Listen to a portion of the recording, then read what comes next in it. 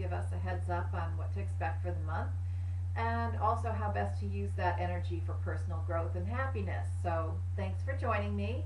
This month we're looking at May of 2014, and our theme for this month is now is the time to live in the moment.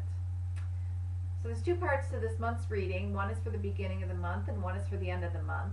The first part of the month is a continuation of April, which, if you recall, was about really stormy energy. So I'm going to read a little bit of a quote from last month just to sort of refresh our memories.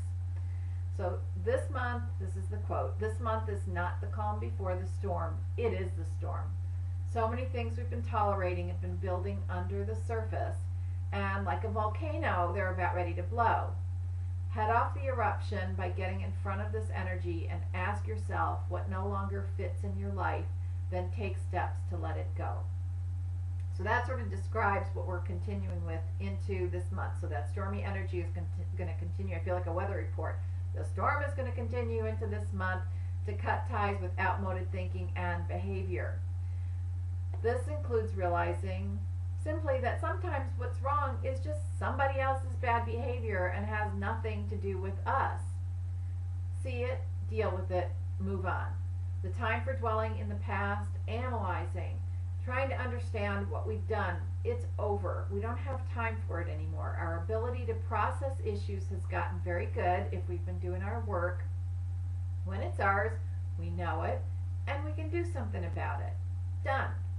By mid-month, you're going to start to feel a quickening in the energy. It's going to feel like riding down a water slide. We're going to feel that whoosh coming in. So we're going to have to move faster now to keep up. That's the whole point of this. The energy is going to be going faster.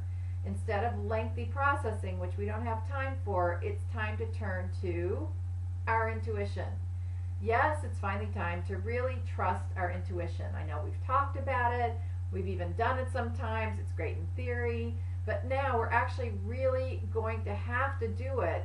We're going to have to adopt that sensing and acting instantaneously as a way of life if we want to keep up with this faster energy. So I know you're probably going to be feeling it. That's the way to go. Trust your intuition. Live in the moment. I know sometimes that can be scary, but we've got to trust that we've learned from all the work that we've been doing for the past years.